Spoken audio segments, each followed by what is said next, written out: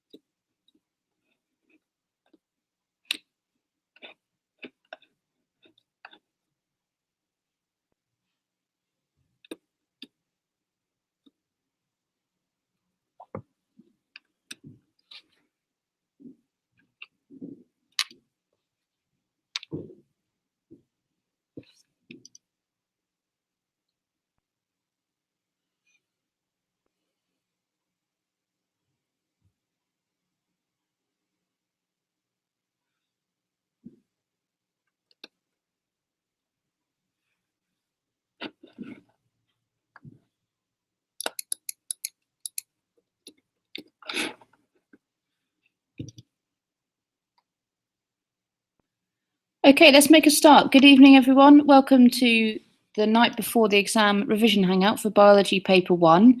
As you'll know, your Biology Paper 1 exam is tomorrow, your first one of 6 science exams. It's really important throughout this whole exam series that you do look after yourselves and make sure that you're getting a good night's sleep and plenty of breakfast in the morning so that you are ready to do the exam. It's an hour and 15 minutes if you're combined and an hour and 45 minutes if you're doing separate science.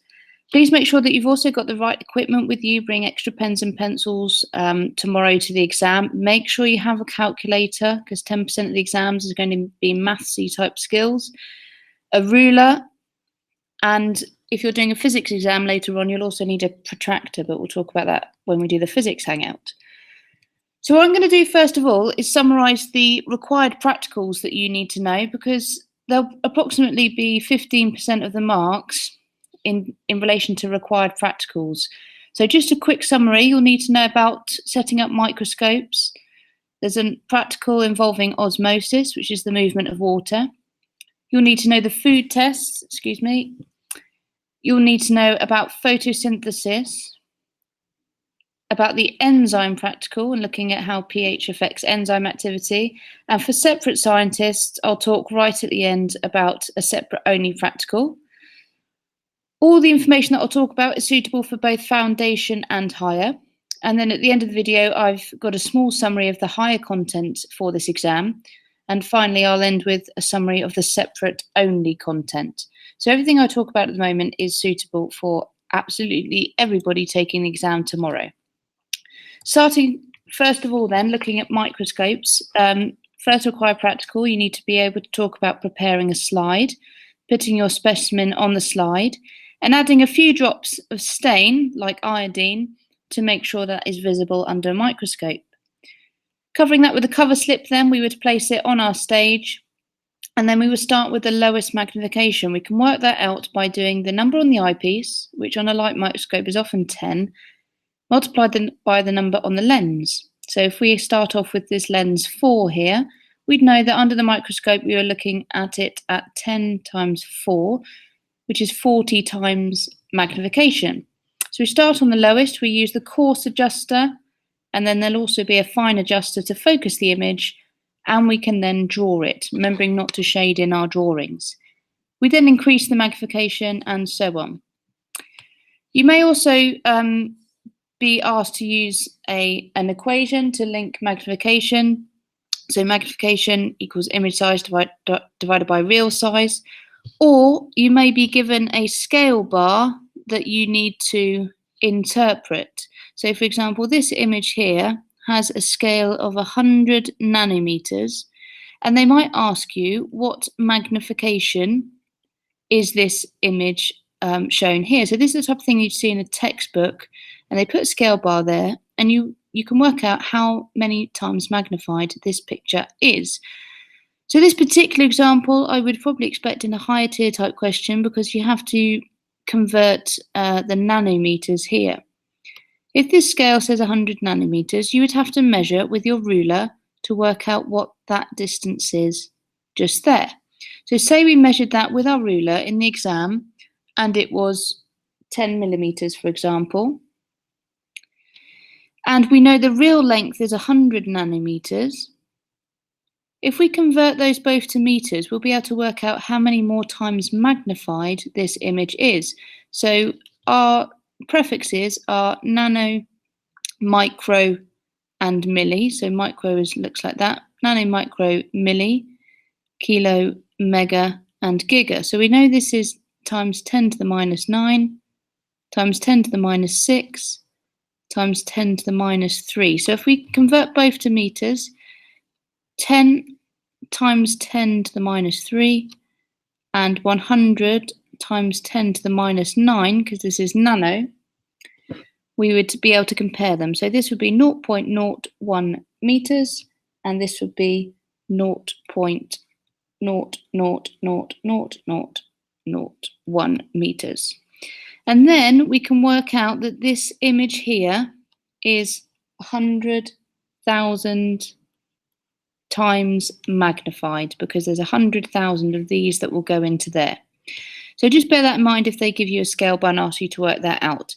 Definitely for higher, we need to get our heads around these prefixes. So kilo is times 10 to the 3, mega times 10 to the 6, and giga times 10 to the 9. Moving on to the next required practical, this one's about osmosis, and you start off with a potato with a certain percentage of sugar solution in it. So if you take a potato, it's going to have within that some sugar and also some water. So if we put that potato into different solutions of sugar, some of the potato pieces will gain water and gain mass, and some of the potato pieces will actually lose water, depending on the concentration gradient. So here we've just got 3 pieces of potato in water. This one, for example, we'll put as pure water.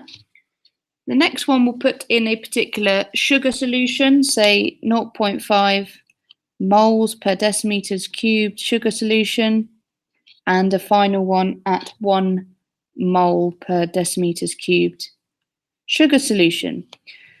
So the thing we're changing is our independent variable. That's the concentration of sugar solution. So we've got pure water, 0.5 moles per decimeters cubed and 1 mole per decimeters cubed. So these are going to have different amounts of sugar within the water. This one's going to have lots. And we're going to measure the mass change of the potato. Now, it's very difficult to get an exact starting mass for a potato. So we measure the mass change. And control variables are things that we need to keep the same.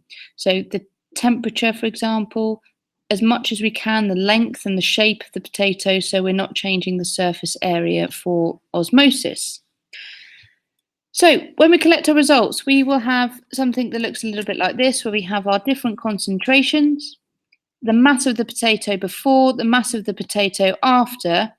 And this is one calculation which I really want you to get your heads around, whether you're doing foundation or higher, which is percentage change in mass. So you can see here in the pure water, the potato has taken in mass, so water has moved by osmosis into the potato. The same for 0.5 molar.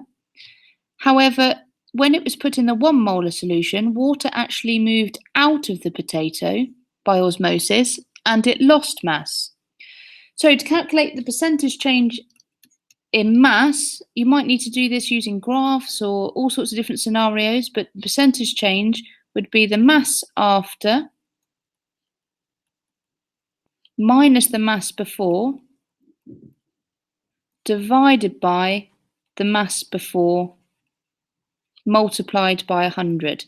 So when we calculate this, we get our percentage changes, we get 25% here, which is plus 25% to show it's gained mass, plus 18%, but for the bottom one, because it's lost mass, it will be minus 25%. And once we calculated those percentage changes, we might have to graph them. So here we've got percentage change in mass versus the sugar concentration. And it may well look something a little bit like this, which we would put a line of best fit through. And the final thing is this concentration here would be the starting concentration of the potato. So where it intersects the line here, this would be the starting concentration of sugar in the potato. Because at this point, the potato doesn't lose any mass and hasn't gained any mass, so therefore the water wouldn't have moved in or out of the potato. The next required practical is enzymes. So you need to know what this is. This is a spotting tile. And in that spotting tile, in each of the wells, we have put a little bit of iodine. Iodine is one of the food tests we use for starch. So if starch is present, it will turn from orange to black. So all of these, first of all, are going to start off orange. In our little water path that we set up, we are going to have an enzyme. So we're going to have our amylase. And you need to suggest a suitable amount, for example, 5 centimeters cubed. We're going to have some pH buffer, which is just a solution at a very particular pH to make the conditions right for our first test. So we could start off with our pH 5 buffer. And then we are going to add some starch. And we are going to start a stopwatch. Then what we're going to do is every 30 seconds, we're going to sample from this test tube, which is lovely at 37 degrees C, just like inside our bodies. And we're going to put a little drop on here every 30 seconds. First of all, it will turn black because there will still be starch in the sample. Okay, and starch turns the iodine orange to black. But after a while, the amylase would have broken down all of the starch into sugar, and these are going to turn orange instead. So you get black, black, black, black, black, and then all of a sudden it will start to turn orange, and you'll know the enzyme has worked.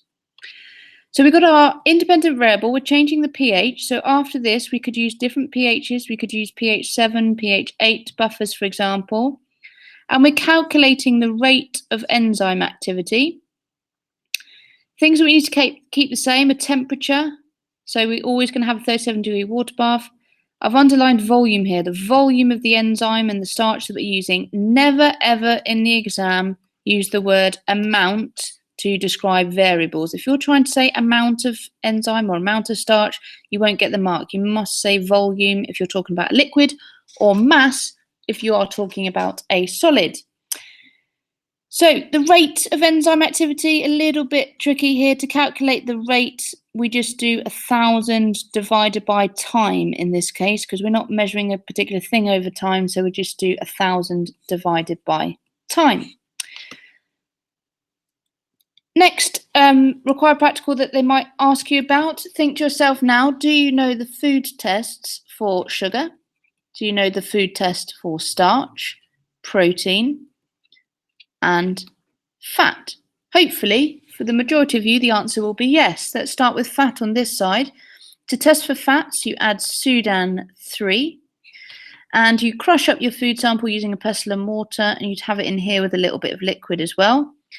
If there is a red layer at the top of the liquid, once you've added Sudan 3, that shows you that there are fats there. For protein, you have your food sample, and you would add Biuret solution, and that would turn from blue to purple, very light purple if proteins are present. Starch, we've already talked about this one previously. That's iodine, and the iodine will turn from orange to black in the presence of starch. And the final one, sugar, you add Benedict's test, or Benedict's solution, sorry, And you have to put that one in a water bath. So you then have to heat that one up as well. And if you do that, it will turn from blue to orange. You may get a midway colour of green if there's just a little bit of sugar, but the main change is from blue to orange. Final test then, photosynthesis. You've got your pondweed here that's going to produce oxygen bubbles through photosynthesis. And to measure the rate of photosynthesis, you could simply count our dependent variable, count the number of bubbles per minute, or you could put a bung and syringe in there and measure a particular volume of oxygen given off. So we can start with our lamp at a particular distance away. This is going to be our independent variable, and we change the distance between the lamp and the pondweed. So we perhaps move it to here, shine the light, move it to here, shine the light, and count the number of bubbles each time. Some control variables then, temperature needs to be the same because that can affect the rate of photosynthesis. The power of the lamp, so maybe keep it at 40 watts each time, for example. The length of the pondweed and the type of the pondweed. Next, we're going to look away from required practicals. So those required practicals we went through, one of those will definitely come up. You might have to write a method for it. So be prepared to write a method for each of them, bullet point it. Make sure you put as much information in it as you can about the volumes and masses of things that you're using. The second big thing in these tests is that around 10% of the test will be some maths and skills-based questions. So these are things that I think will come up in relation to biology paper 1. We've talked about percentage change already, so if you didn't get that the first time, do go back and have a look at that, because that is crucial that you can do that, and also that you can do that using information from graphs as well. I think the surface area volume ratio will likely come up. If it's not in the biology, I suspect it to be in the next chemistry paper. We'll look at averages quickly and calculating uncertainty, and we'll also go through a few of the key skills in relation to graphs and tables. Starting with surface area to volume ratio then, let's have a look at these two cubes. Don't forget, because they've got 6 sides, to calculate the surface area, use your math skills. We need to calculate the area of one side by multiplying 2 sides together. And then because there's 6 sides, we multiply by 6. So that will get us the surface area, and the volume will be 1 times 1 times 1, so base times length times height. So this cube here will have a surface area of 6 centimeters squared and a volume of 1 centimeters cubed. So we need to write these as a ratio. So the surface area, which was 6, as a ratio, we put a colon there and write the volume next to it. If we then compare this to this cube here, we've got 3, 3, and 3. So the surface area would be 3 times 3 multiplied by 6, and that would give us a surface area of 54 centimeters squared, and the volume would be 3 times 3 times 3, which would give us a surface area of 27 centimeters cubed. So if we write this one as a ratio, we would write it 54 to 27.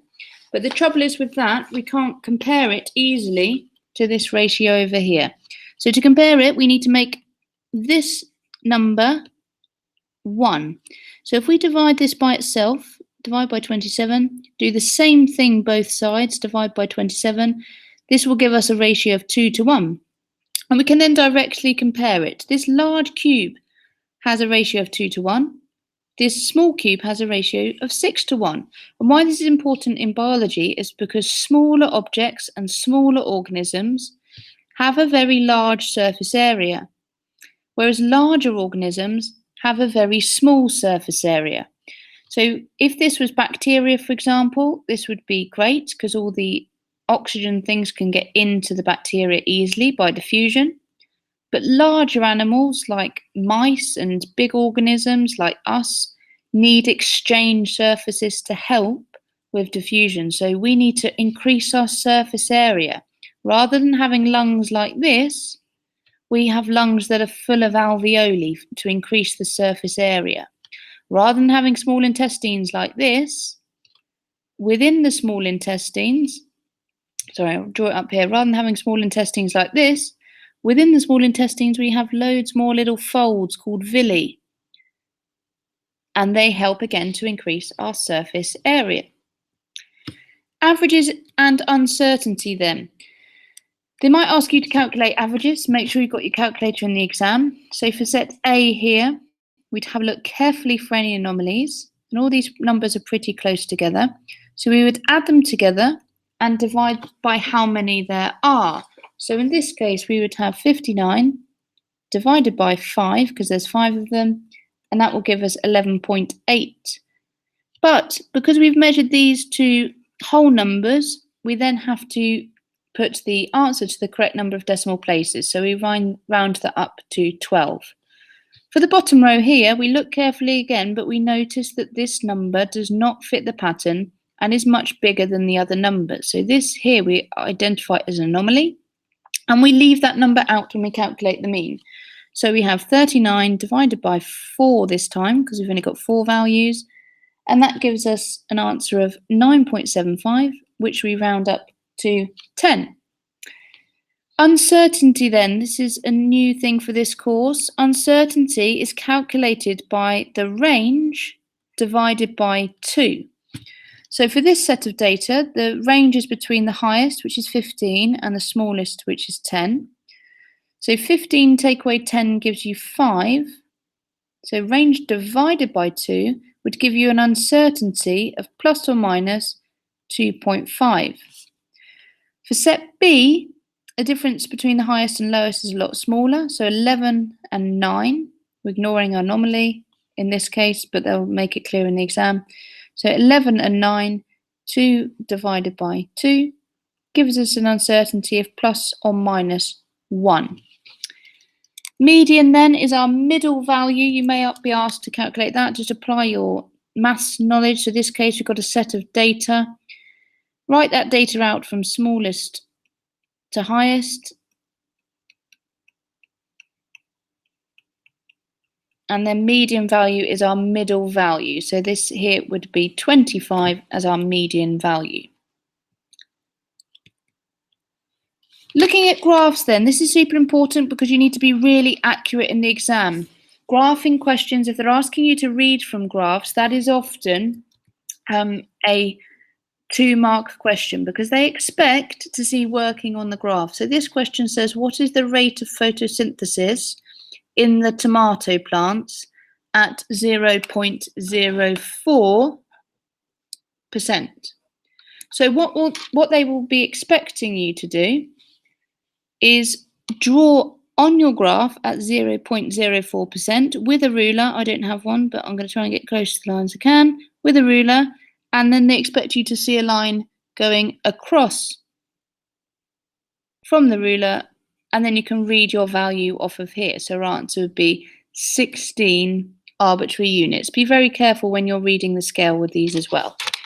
What other advice can I give you about graphs? Well, a straight line through 0 shows a directly proportional relationship. You may well see a relationship like this, especially if you're doing higher tier. This shows an inversely proportional relationship.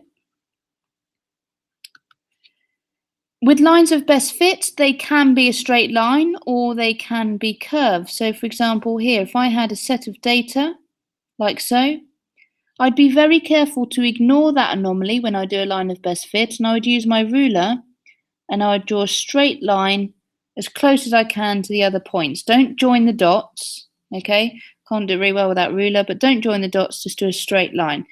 You might have a curved line of best fit as well, like so. Again, do your best to avoid the anomaly, and with your free hand, do a curved line of best fit. Don't try and push it towards that anomaly. Make that anomaly stand out. When describing graphs, if you see a describing graph question, make sure that you're talking about each part of the graph. So if we just to describe this one, we'd talk about a rapid increase here up until that point. We talk about a gradual increase here, and we talk about the graph leveling off here. So this could be 2 or 3 marks, and you must sort of circle each one on the graph and make sure you talk about what's happening at each step. Tables is something that people think that are really easy but ignore some simple marks on. This is actually a chemistry table.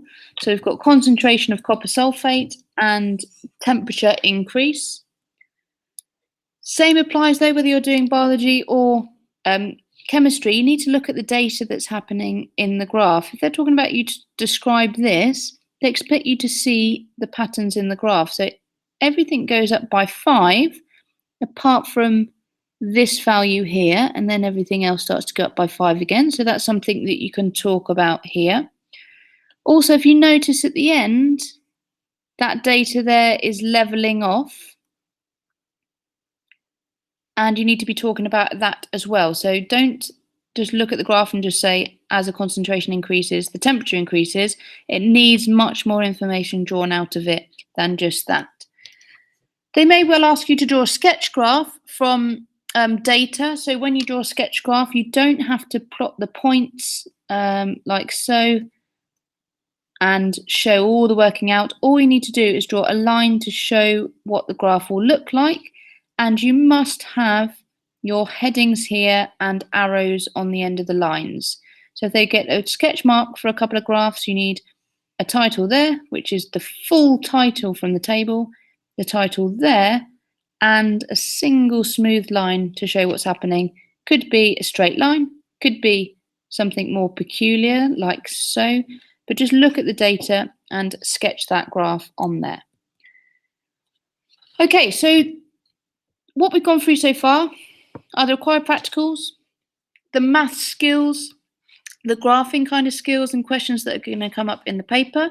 I'm now going to briefly go through some of the main topics that come up in each paper and the things that I think might appear tomorrow. So starting off, first of all, we know tomorrow you should be really confident. This video should just be a reassurance to you that you do know your stuff ready for that exam tomorrow. So the first thing that we know already is that these topics are going to come up in paper 1. So topic 1, cell biology, topic 2, organisation, topic 3, infection and response, and topic 4, bioenergetics. So we know the kind of questions that will come up. We know that they're probably going to ask you about cells. Most of the past papers, some of the first questions have been about labeling parts of cells or talking about the functions of parts of cells. So here we should be able to recognize the 3 different types of cells that we've got here. Think to yourself whether you know them, whether you can name all the parts of the cell, whether you can tell me the function of the different parts, which is the jobs. What jobs do they do? This here is a bacterial cell. We know that because it has got loose strands of DNA in the middle. It doesn't have a nucleus. It doesn't have mitochondria. It does have a cell membrane. And you might be asked to label this kind of diagram. And it does have a cell wall and cytoplasm and also some ribosomes in there as well. Think to yourselves, do you know which one is prokaryotic or eukaryotic out of these 3? This one here, the bacteria, because it doesn't have a nucleus or structured organelles inside, it's prokaryotic, whereas these 2 have structured organelles like mitochondria, which aren't shown here, but the animal cell has mitochondria, and the plant cells have chloroplasts and mitochondria. These are eukaryotes. And just make sure when you go into the exam tomorrow that you can label all of these different parts, pause the screen if you need to, and say the different jobs that they do. Linking into cells then, there's 3 main ways that particles can move in and out of cells and across different membranes in the body. They are diffusion, osmosis, and active transport. So diffusion is the movement of particles from a high to a low concentration. And what they really like, especially when you're trying to get those high marks, is talking about the idea of maintaining a concentration gradient. And what these two cells show, this one here, there's no concentration gradient between the inside of the cell and the outside of the cell, because there's the same concentration on inside as out. Whereas this cell here, there's a high concentration outside and a low concentration inside. So we call this difference between the concentrations the concentration gradient. And in diffusion, particles will also always move along the concentration gradient from a high to a low concentration. So it's important, if we want movement of particles, that we try and maintain our concentration gradient. Osmosis, however, is the movement of water. And this is from where there is a high concentration of water to a low concentration of water. So similar to diffusion, but very specifically the movement of water only. And the final one is active transport. This one goes against the concentration gradient. I'll just put that as conc gradient, because the particles move from a low concentration to a high concentration. So if these particles did move outwards, this would be an example of active transport. Because it goes against the concentration, this one needs energy. Think to yourself whether you know where that energy comes from. It comes from respiration, which happens inside the mitochondria. So if you see a cell with lots of mitochondria in, they can do lots of respiration, release energy, and that helps with active transport. So this, for example, is how root hair cells, the ones that look like those, they will get mineral ions in through active transport, because there's quite a lot in the root already, but more from the outside move in by active transport.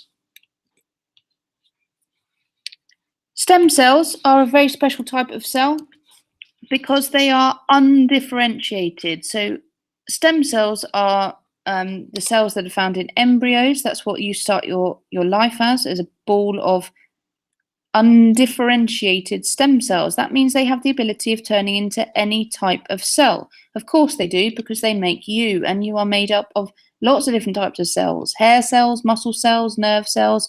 But you start off as just a few cells. Of course, you start off with the sperm meeting the egg, and after fertilization, that will divide by mitosis, cell division, and you will end up with a ball of cells.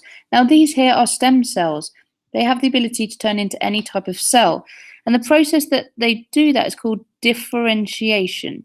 So if we start off with a stem cell, if that goes through the process of differentiation, it will turn into a specialized cell to do a particular job. And we need to know about those: the muscle cells, the nerve cells, and in plants, the palisade cells and the root hair cells and things like that. Why I've brought this up in the video is because I want you to bear in mind that they might ask you a question to evaluate at some point in the exam.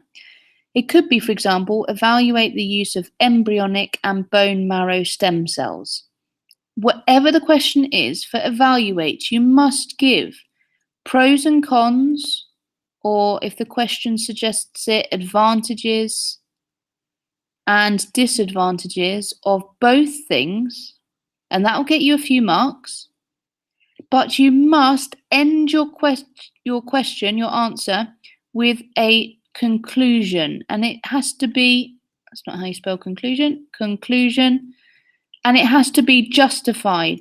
So you have to give a reason behind your conclusion.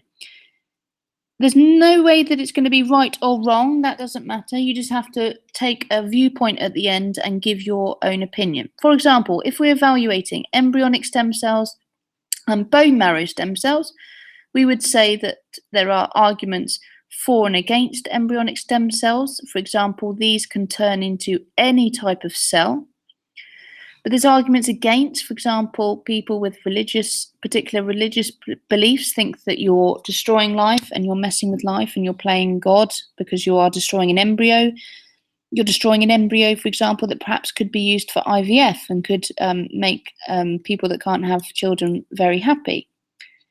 Bone marrow, you'd weigh up that argument by saying that actually that can turn into fewer types of cells. Mainly it can only turn into blood cells and a few other things, so that might not be as good. You also need an operation for this one, but it's your own stem cells, so you reduce the risk of rejection. And this is how you build up your argument, giving advantages and disadvantages of each one. But at the end, you must suggest which one you think is best. So don't just say that they're both okay, or I like that one a bit and that one a bit more. Take a viewpoint and say, for example, I think that bone marrow stem cells are better because overall the advantages outweigh the disadvantages, and I personally don't believe in using embryos for research, or whatever it is that you use to justify your conclusion. Moving on then, this is a massive topic. I expect this to come up. Could be a 6-marker talking about how a particular food product is moving through your digestive system. So you need to be able to label it. We've got the mouth up here with salivary glands in the mouth.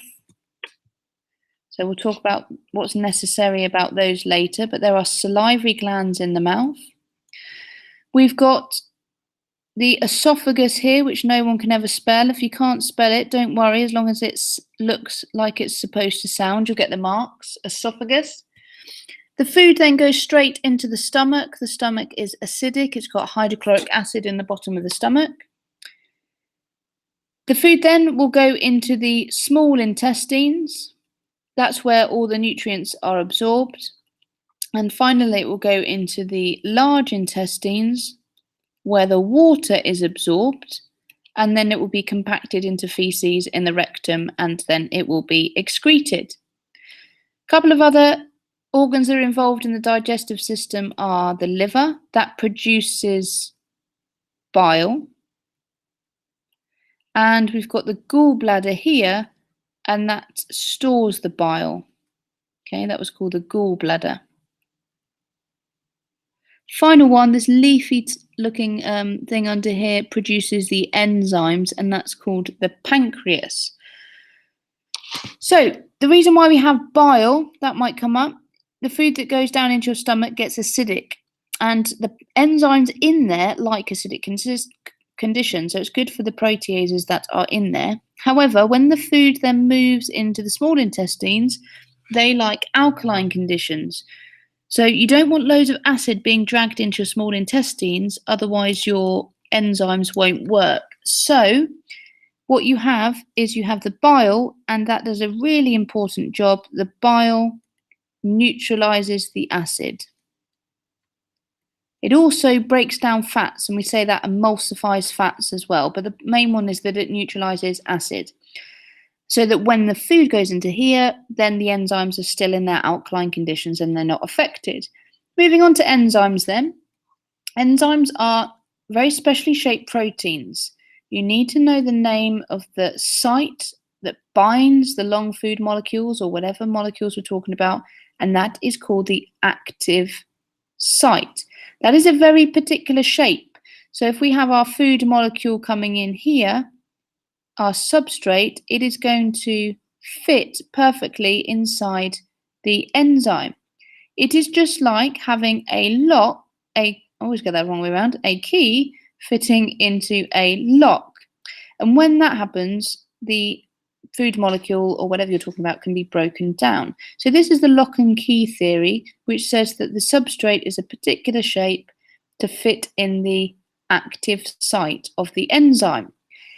These enzymes require particular temperatures and conditions. They like the body temperatures at 37 degrees C, and they like particular pHs. So the enzymes in the stomach like acid, and the enzymes in the small intestine like alkali conditions.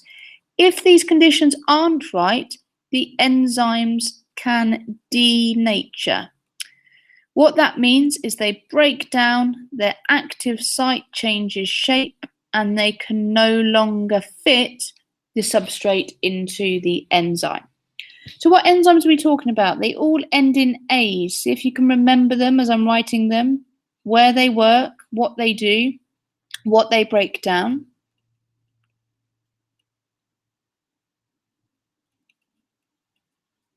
Here are the three, all ending in A's: amylase, protease, and lipase. They are all produced in the pancreas, Amylase is also produced in the salivary glands. I'll put an A for amylase up here. Amylase is also produced in the salivary glands and the small intestine. So if you're trying to break down starch, amylase breaks down starch into sugar. We used this enzyme for our required practical before. It works in the mouth. Starch starts to be broken down into the smaller molecule that is sugar. It then goes into your stomach. It doesn't get broken down further there, but it finally finishes off being broken down in our small intestine. Protease is the enzyme that breaks down proteins into amino acids. So protease doesn't start working in the mouth, that starts working in the stomach, and that breaks down the proteins into amino acids. And there are different proteases in the small intestine that like alkali conditions, and they break it down further. Final one is lipase. Lipase breaks down fats, or otherwise known as lipids, into fatty acids and glycerol. And that only happens in the small intestine. Okay, so the fats are broken down right at the end here. And then when that happens, when all those food molecules are broken down, these villi, the folds in the small intestine, are where the nutrients are absorbed to. So this is running close to the bloodstream.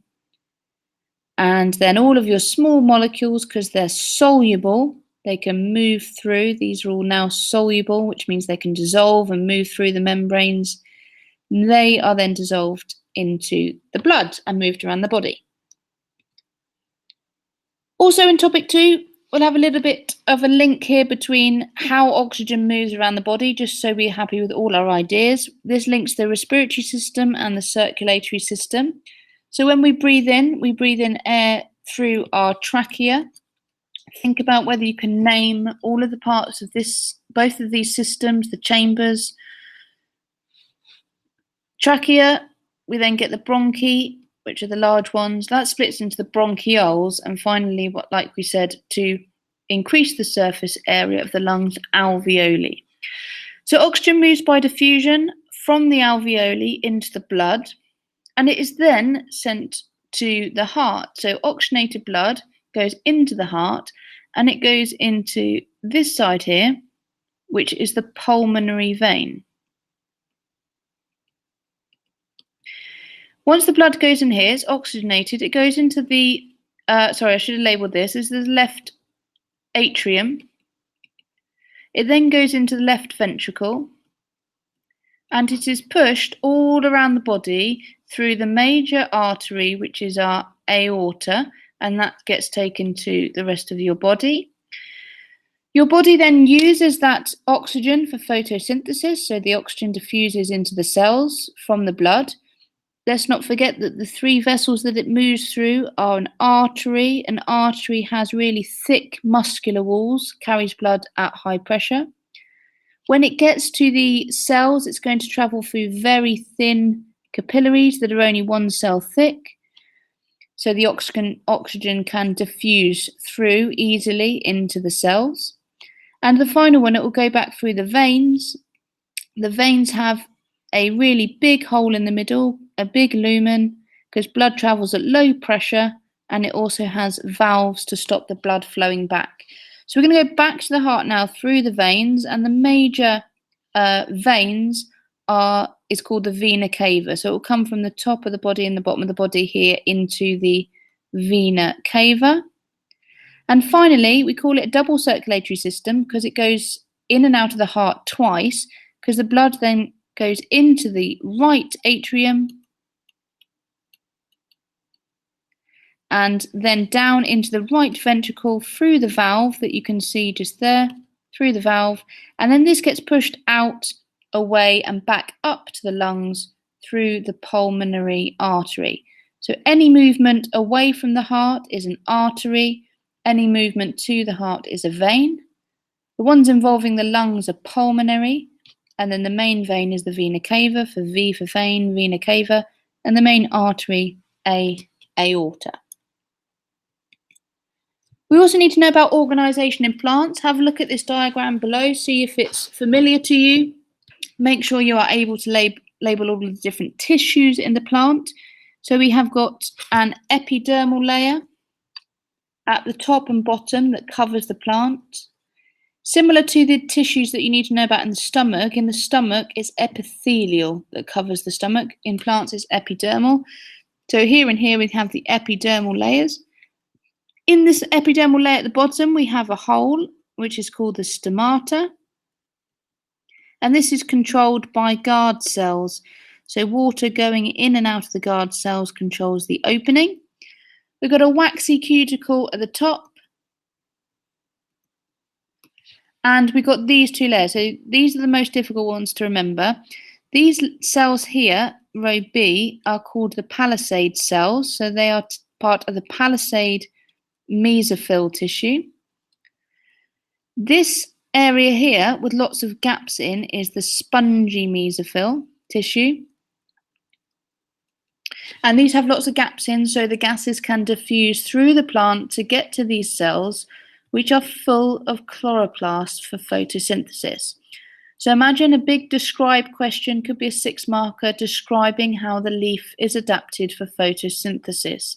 So you need to talk about having a thin layer to let sunlight through, full of palisade cells, which are full of chloroplasts for photosynthesis, spongy mesophyll with gaps for diffusion of carbon dioxide, and the guard cells, which are letting the carbon dioxide diffuse through in the first place. The final one that you'll see is a bundle of cells comprises the xylem, which carries the water and is involved in transpiration, which is water loss from the plant, and the phloem, which carries the sugars, and that is involved in transportation, which is the movement of sugars throughout the plant.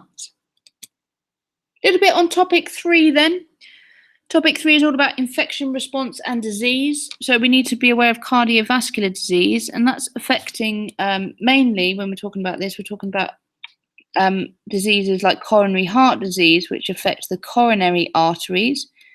If we take a heart like so, we talked about the tubes coming out of the heart and into the heart, but also the heart itself has arteries running all around the outside to give its oxygen to the heart muscle itself. And often these arteries can get blocked up because of excess cholesterol in the body, which leaves fatty layers in the arteries. So there's 2 main ways that these can be resolved. You could have a stent fitted, which is a mesh that opens up these coronary arteries, and there are people that you may know that have had stents fitted. Some people have several stents fitted in different arteries at different places. So these are the mesh that you can have an operation for, and there's statins, and the statins are drugs. So again, you could see an evaluate question in relation to stents and statins. So you're talking about the advantages, the disadvantages, and your own conclusion at the end.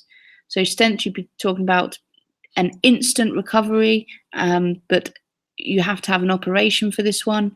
Statins, you're talking about having to take these regularly, and they can have side effects and things like that. Risk factors for different diseases then are come up into different categories like lifestyle and environmental, but they are things such as smoking, obesity, your lifestyle ones. They could be things like working with asbestos and things like that, or exposure to UV. So have a look at the situation they're talking about and write down the most sensible risk factors that can increase your likelihood of developing a disease.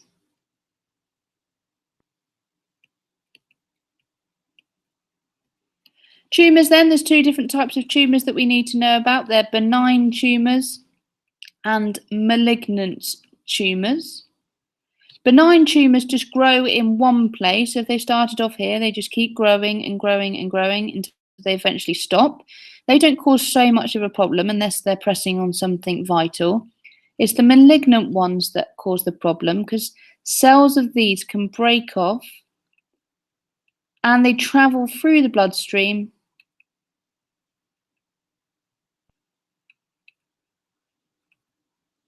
and they are the cancerous ones. Okay, so malignant tumours are cancerous, and they can break off, travel throughout the bloodstream, and start a tumour developing in a different place in the body. White blood cells then, also part of infection response, but we're talking about the response side of things. So be aware, 3 warm-up question for these, that they would do 3 things. First of all, they engulf pathogens. Okay, we can't say eat. Okay, what we mean by engulf is here's our white blood cell, and here's our pathogen with our particular antigens on it. And the white blood cell will come and engulf like this and absorb it until it is completely inside the white blood cell, and then it will break it down and destroy it. This process is called phagocytosis. They also produce antitoxins because these pathogens that get inside our body produce toxins. So these would release toxins to make us feel ill. So the white blood cells produce antitoxins to counteract those. And the third thing that they do is produce antibodies. So these antibodies have a very particular shape to bind to the antigen. So they're often drawn as a Y shape like that. The antibody would bind, and then it would signal to other white blood cells like this one here to come and engulf the pathogen. So 3 different ways that you need to remember. Topic 4 then, the last topic. So just a couple more slides for everyone doing foundation before I go on to the extra little bits of higher tier. So in bioenergetics, there's 2 main processes that we need to be aware of. One of them is photosynthesis, which of course is not carried out by us, but is carried out by plants and algae. It requires a pigment called chlorophyll, and the equation for photosynthesis is carbon dioxide plus water makes glucose plus oxygen. So with this process, we also need to know be aware of the symbol CO2 plus H2O, and glucose is C6H12O6 plus O2, which is balanced out 666 like so. So this is a process that happens inside the chloroplasts of plant cells, and this is where the chlorophyll, which is the green pigment, is contained. There's several factors that affect the rate of photosynthesis. You need to be aware of these 3 graphs. So light intensity, if we're describing it as light intensity increases, the rate of photosynthesis increases up until a point, and then it will stop and level it off. So at this point here, light is a limiting factor. It will affect the rate of photosynthesis. But after this point, on this flat point here, we would say it is not a limiting factor anymore. Carbon dioxide, as it increases, rate of photosynthesis increases up until here, until it no longer becomes a limiting factor. So those 2 have the same pattern, and temperature looks a bit different. Temperature, you can see that photosynthesis has a best temperature, which we call an optimum temperature. And this is all to do with enzymes. So enzymes are also involved in photosynthesis, and if the temperature gets too high, the enzymes will denature and break down, and it won't happen very quickly at all. So remember the different shape linked to temperature. The next process that we need to know about is respiration. So aerobic respiration means with oxygen. This is the one that plants and animals will want to do as much as they possibly can because it's the most efficient. It produces the most energy, or releases, we should say, because we're releasing energy, releasing the most energy. And that is the opposite of photosynthesis. So this is when we take glucose in every cell in our body and we react it with oxygen to produce carbon dioxide and water. And this happens in every single cell in our body. And at the same time, we put it in brackets, but energy is released. And this is the whole point. It's energy for movement and warmth, etc. Anaerobic respiration, however, takes place when there is not enough oxygen. So, for example, if you're doing exercise and you can't get enough oxygen to your muscles, in animals, they will do anaerobic respiration, and it just converts the glucose into lactic acid. And at the same time, a little bit of energy is released, but not enough, not as much as before. So we don't want to do this all the time. And also, this causes cramps as well, which is not very good. Plants and yeast also do anaerobic respiration, but this is a different equation and that can have some useful things for humans. So glucose in anaerobic respiration in plants and yeast is converted into ethanol and carbon dioxide. And this has been exploited for the alcohol and the baking trades, because ethanol is the main alcohol in alcoholic drinks. And carbon dioxide helps the bread to rise in the baking industry. So in the baking industry, they use yeast to not only help ferment and produce alcohol through the process of fermentation, but also to produce carbon dioxide to help the bread rise in the baking industry. So if you're doing foundation, that is the end of the content that is foundation only. I do hope that you found that quick summary useful. Please remember to bring your calculator tomorrow and everything you need for your exams. If you need anything in further detail, then please do look at the other videos where you can see everything in a little bit more detail, but that gives you an overview of the main things that are coming up. And just remember that you have worked really hard for this. You are prepared for your exam tomorrow and you have the potential to do really, really well. So don't stay up late revising all night. Be confident in the revision that you've done and make sure that you turn up to school with a fresh face tomorrow, ready for your exams. I am going to continue, however, with a few extra bits that are higher tier only. And what I want to emphasize for you is although we don't know what they're going to ask tomorrow, they could well just make everything in foundation a little bit harder with some complicated, more analytical questions, or they could include some questions on the higher tier only content in the topic.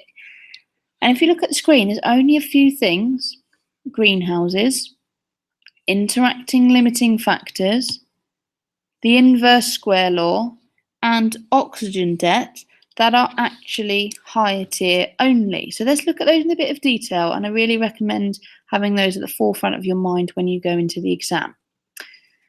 So the inverse square law links to the required practical that we looked at before, and there's just a special relationship that you need to know. And that relationship is that light intensity is proportional to 1 over the distance of the lamp and the pondweed squared.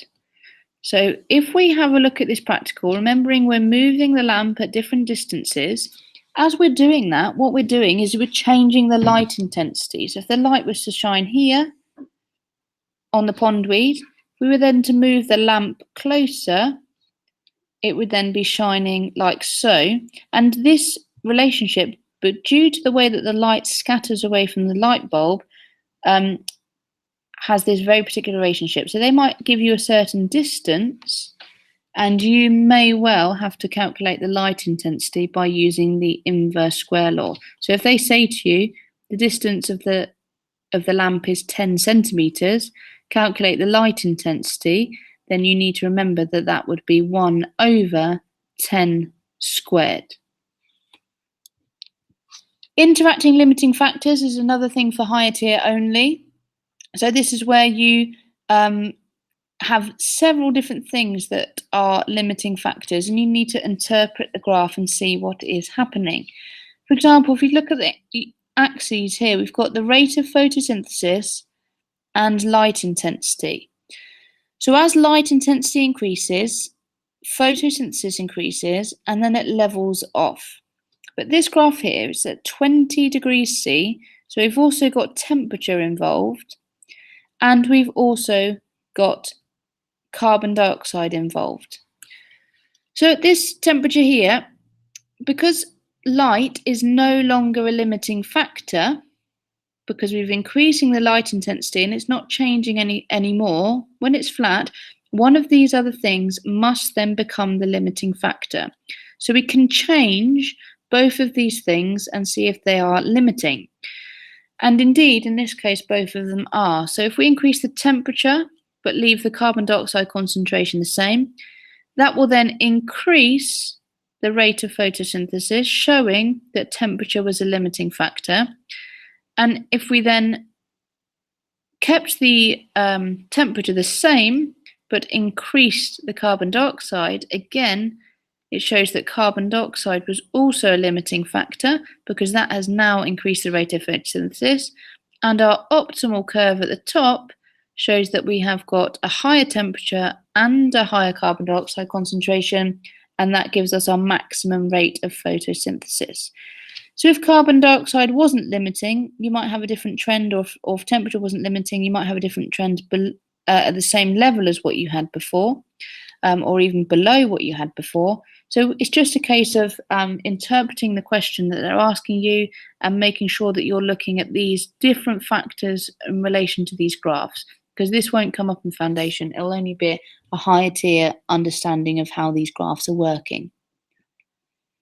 Greenhouses then, quite a simple concept, but they could ask you again, perhaps an evaluate question, or it could be an evaluate question that is looking at perhaps changing the lighting in the greenhouse versus the heating, having a look at the cost involved, because all a horticulturalist or a gardener wants, or a farmer wants, is to maximize the profit that they are going to get from the crops that are growing in the greenhouse, whilst also getting the best yield. So there's a bit of a trade-off between the price it's going to cost to get the best plants ever and the profit they're actually going to make when they sell those plants. So things that they can have in greenhouses to help, linking into limiting factors, is artificial lighting. So if light was a limiting factor, they could increase that by putting in artificial lights. They need to control the temperature so that that doesn't become limiting. So they could have automatic openings in the roof, or they could even have, if it gets really cold, they could have paraffin heaters.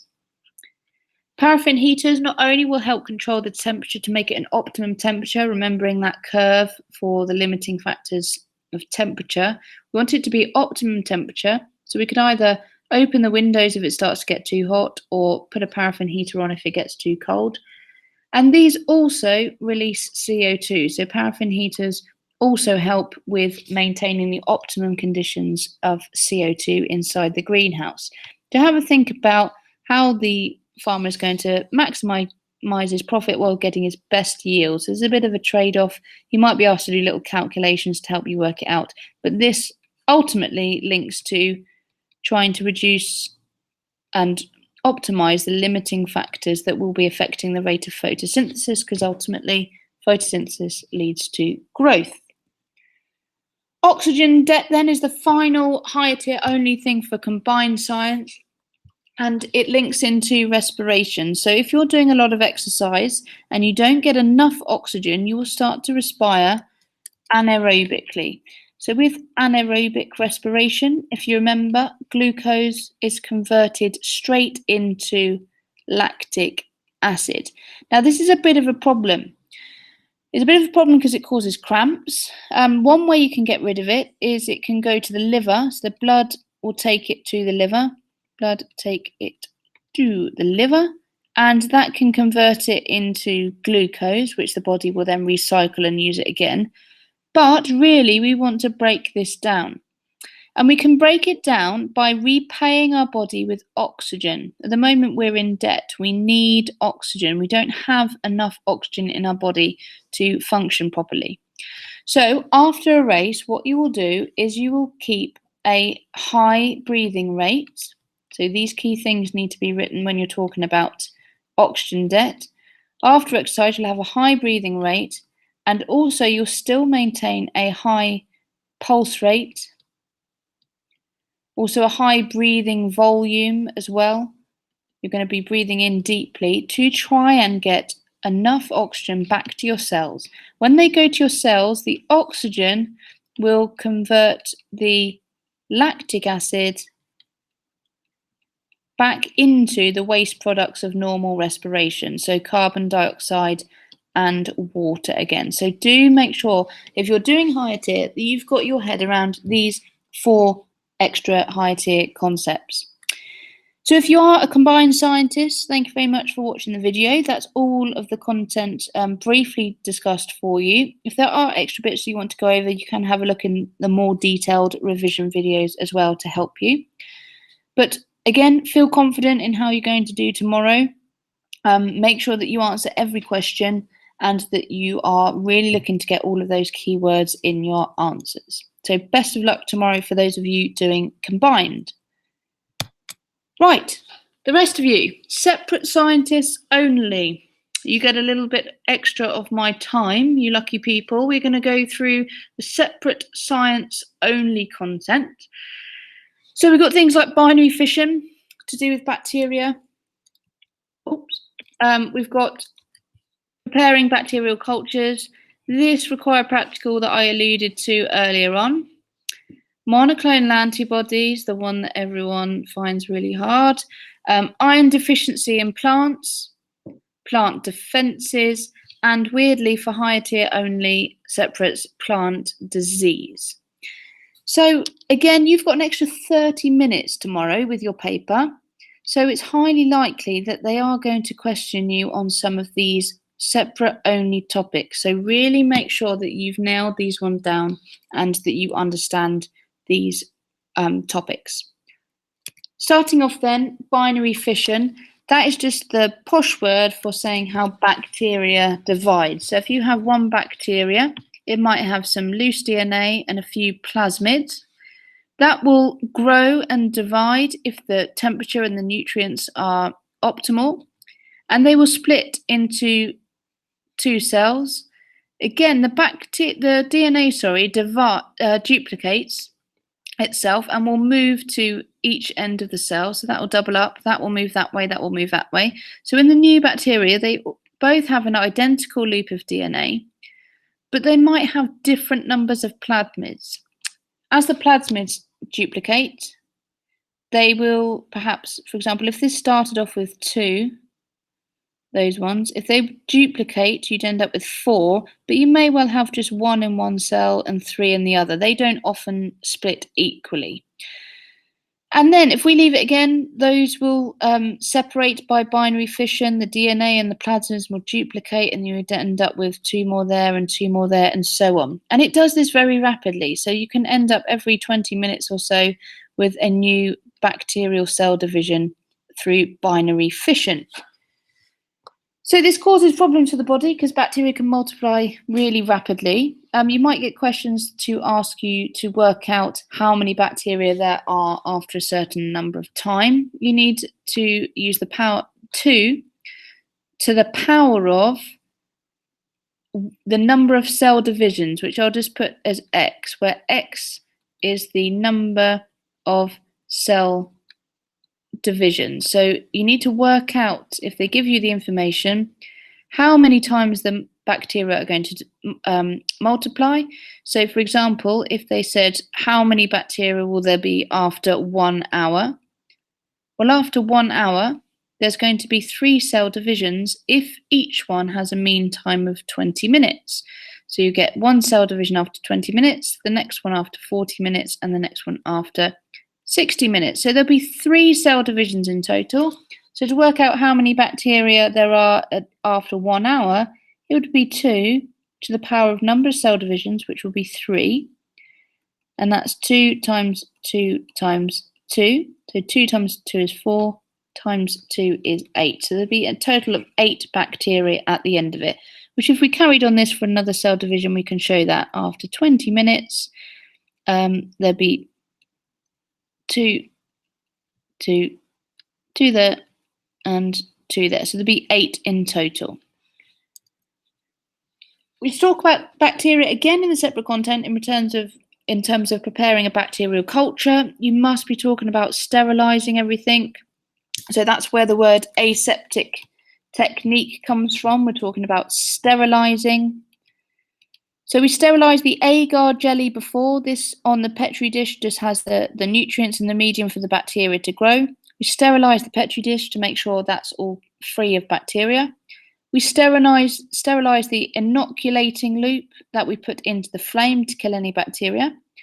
Once that's cooled down, we put that in a bacterial culture and spread evenly across our agar plate. Remembering we'll leave that at only 25 degrees C to stop any harmful bacteria growing. We put tape on it to prevent microbes from the air entering. We would then store it upside down to prevent the condensation dripping onto the agar plate and the bacteria. And we would make sure we didn't let it go any more than 25 degrees C. So after that, we would have, after 24 hours, we'd have our, or 48 hours or a little bit longer, we'd have our Petri dish with an even spread of bacteria growing all over it. And we can use these in further experiments, such as the one you need to be aware about for a required practical. We've got our bacteria spread over our agar plate, and we can put different antibiotics soaked onto paper discs. For example, we could have penicillin or streptococcus or whatever you wanted to test, which I'll just put as PNS. And we need our control one as well, which will just be soaked in water. So now we've got those on our agar jelly. After a while, you will see on your disc that one of the antibiotics that we put on, so these two are antibiotics, if I forgot to say so, that kill bacteria, one of them will be better at killing the bacteria than the other one. So around the paper disc, you will find a inhibition zone. So there might be a small one around one and a much larger one around the other, and hopefully none around the control. So this inhibition zone, we can measure the size of it using pi r squared. Don't forget that this is the radius. That's where most people go wrong. They measure the diameter and then square it and multiply it by pi. You must just do the radius only. So be prepared to write about that practical, how to set it up, the use of a control to allow you to prove that it's the antibiotics killing the bacteria and not the presence of the paper disc itself. Everyone's favourite then, monoclonal antibodies. To start that, we need to be aware that cells that enter our body, like bacteria, or if we've got cancerous cells in our body, they will have a particular shaped protein on the outside called an antigen. We know already our white blood cells can produce antibodies to latch onto that antigen and signal to other cells to come and engulf it by phagocytosis. But we want to produce lots of these antibodies, all of the same and all very quickly. So what we do is we inject the antigen into our mouse. So this could be injecting the pathogen in there, or a dead pathogen in there with the antigen still on it. The mouse's immune system will therefore try and make antibodies against those antigens. So the mouse is going to do that job for us of producing the antibodies. And what they do is they produce special blood cells called B lymphocytes, which are white blood cells. And they are going to produce the antibodies. So they might look something a little bit like that, white blood cells with our antibodies on them. And that'd be great. If we could harvest those and use those to treat people, that'd be great. But the trouble is they don't divide quickly enough. So we have to combine the B lymphocytes with a tumour cell, because tumour cells divide really rapidly. And when we do that, we produce something called a hybridoma, and those cells will then divide rapidly. So if this was our tumour cell, we would then have a tumour cell with the antibodies on the outside. That's our hybridoma. They will then be able to divide really rapidly, and every time that they do, they'll produce exactly the same identical monoclonal antibodies. And if we harvest those, we can then have our selection of antibodies, which we can use to treat a number of different diseases or test for different diseases. So these are monoclonal because they're all the same, all the same specific shape, antibodies. Expect that somewhere in the exam. I should say at this point they're used to test for a number of things, so they can be specific antibodies. If this was a specific protein in the blood, for example, you can make a monoclonal antibody to test for that. You can combine the monoclonal antibody to a particular drug, like a cancer-killing drug, a radioactive source, or something like that. Or you could combine a monoclonal antibody with some kind of fluorescent signaling protein. So if we had on here a fluorescent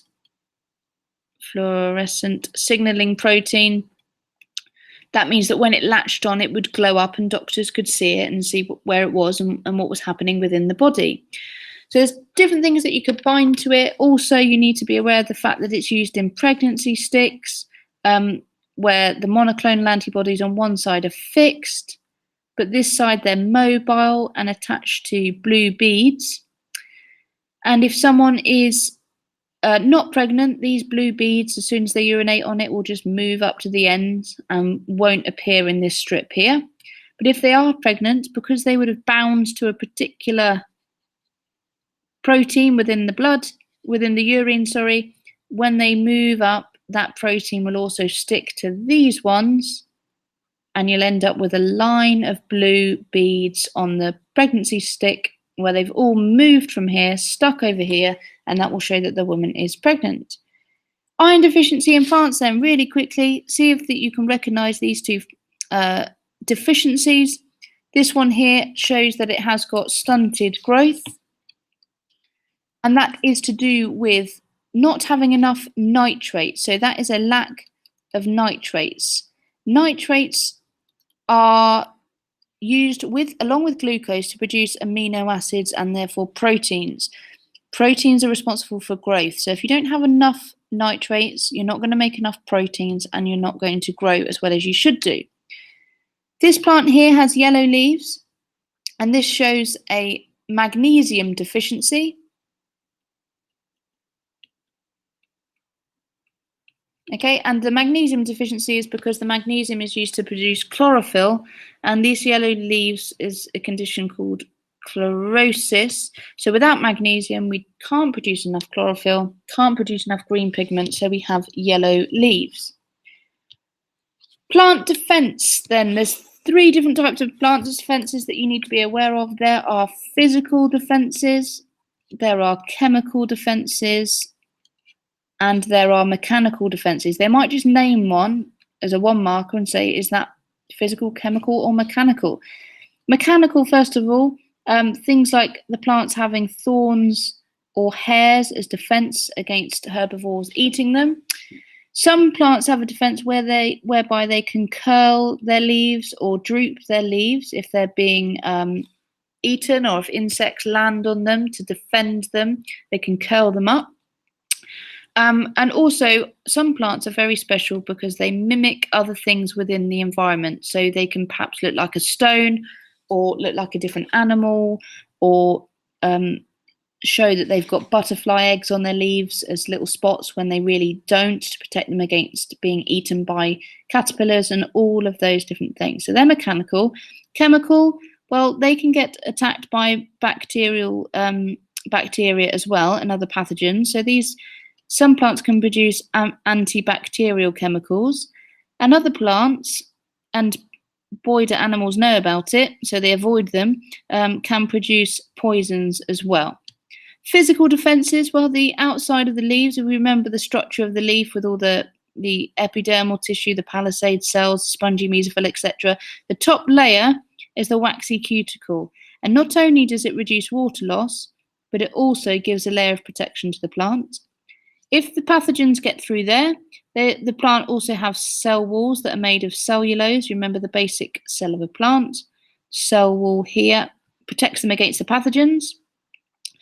So all these little things we need to remember when we're talking about the defense of the plants. And you could perhaps, for example, have a 6-mark question talking about physical, chemical, and mechanical defenses against disease.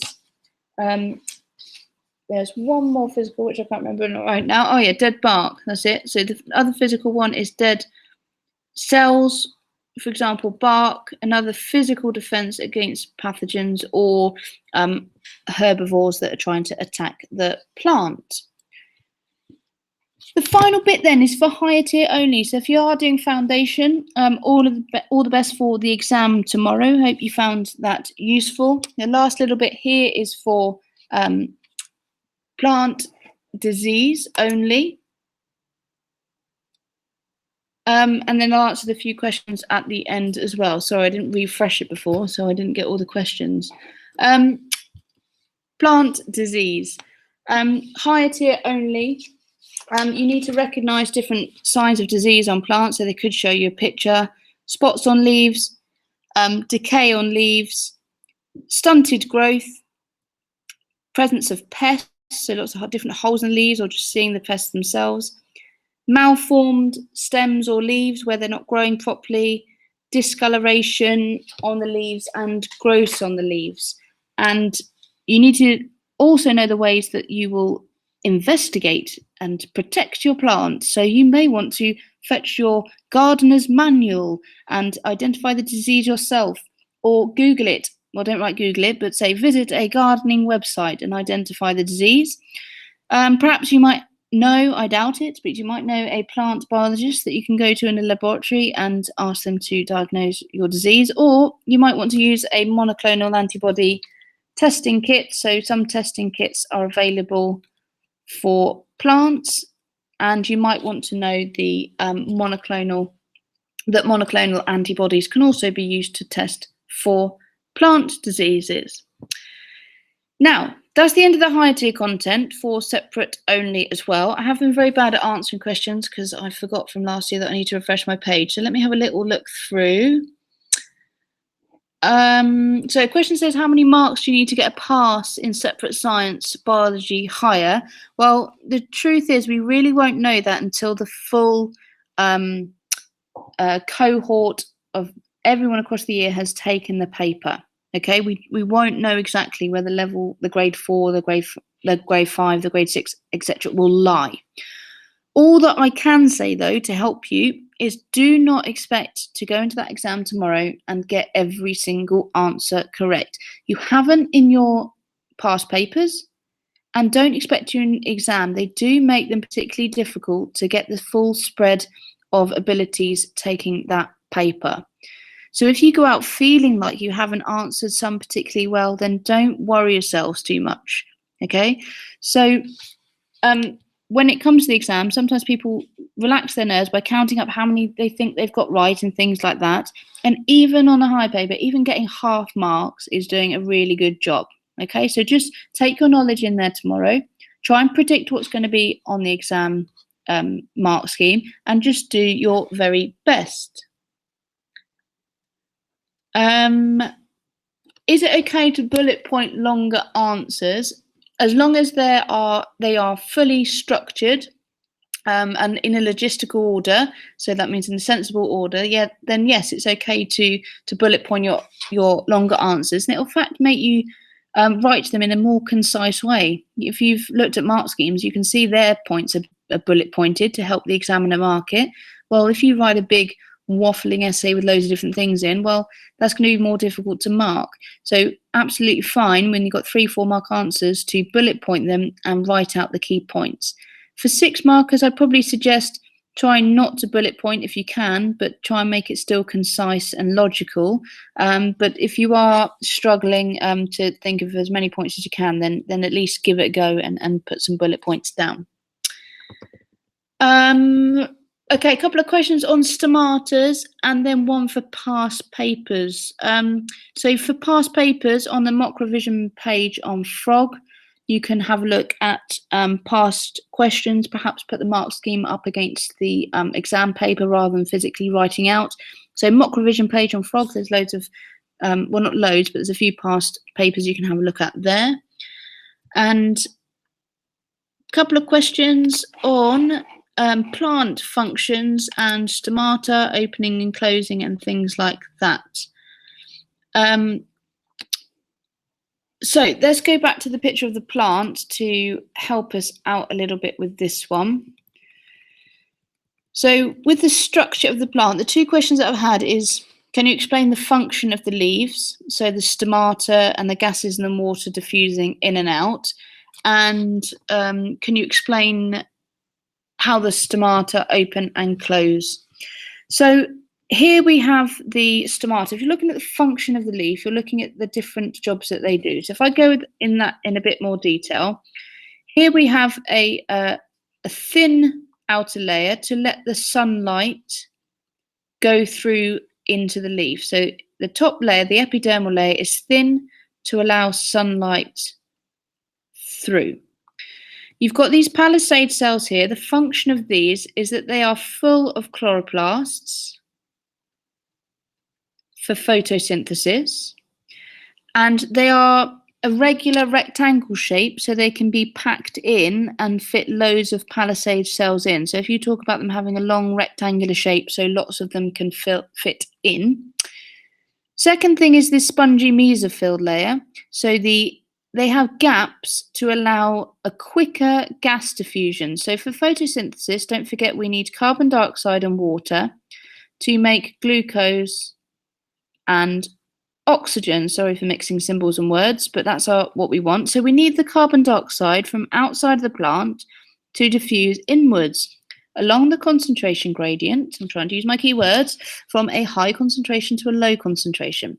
So we get carbon dioxide diffusing in through the stomata if they're open, and then that will go through a lot easier when there's gaps in the layers. So this function here is it has gaps to allow gas diffusion.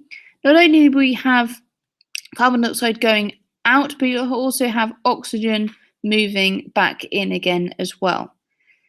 As well as that, because the stomata are open, you will also have some water vapor that's in the leaf moving out of the plant. That's not what you really want, okay? You don't want that, but it's a byproduct of the fact that the stomata are open.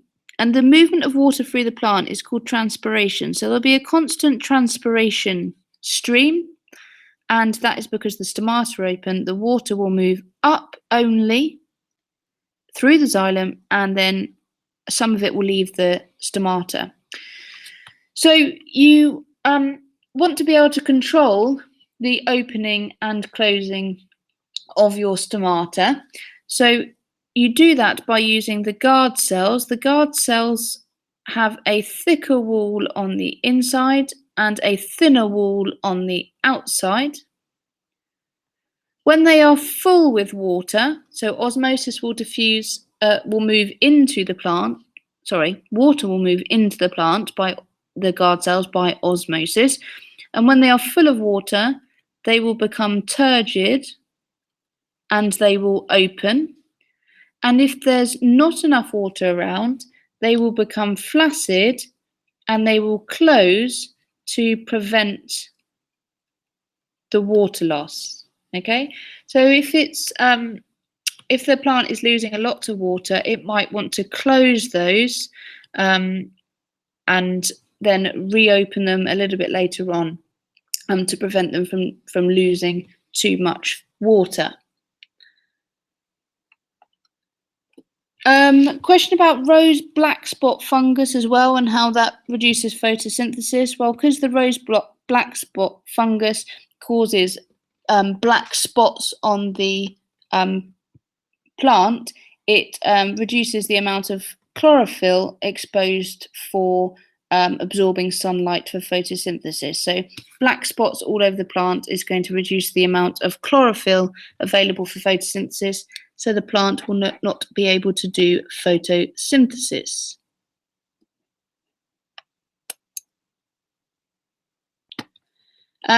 Any more questions? I'll hang around for a couple of minutes.